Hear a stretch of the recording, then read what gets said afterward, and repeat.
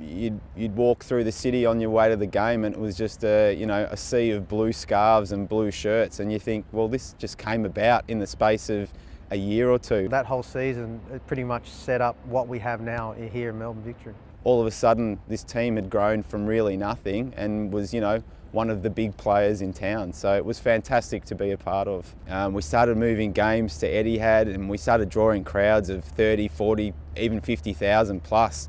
And it just created this huge buzz. Everyone was excited, we were winning. We looked like we were finals bound. And when we got to the finals, no one was stopping us. It was pretty special. It was something I'll never forget, but I think being a Victory player, you tend to have huge crowds wherever you go, and especially here at home, even at Etihad. The thing that I remember about the day was walking in and seeing how many Adelaide supporters had made the trip, and I think that, in a sense, made it something that was real unique, that, there was two teams playing against each other, but, the team from Adelaide had brought such a huge crowd base with them that you knew that there was going to be tension, and you knew that there was going to be a whole lot to the atmosphere. So I was really into my secret, attracting from the universe what you want, and I was big on that, and it worked. It really worked. I said to my wife, and I said to whoever, that I was going to score a hat-trick. Unfortunately, I got it wrong. Now he misses the chance. Fred through. Archie Thompson!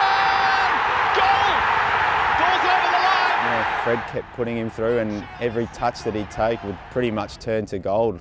I just happened to be in the right place at the right time, and you could go for your whole career not being in those positions in such an important match, and I was there for those 5 times, and kick-started my Victory career.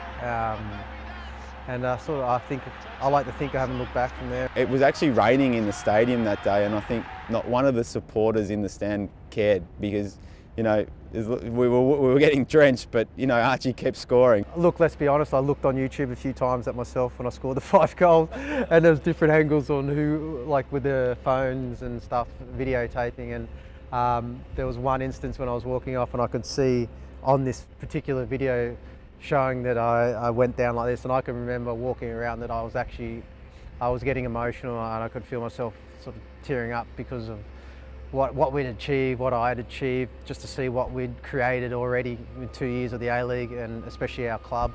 Oh look, that's the top day. That's the day that all Victory supporters remember.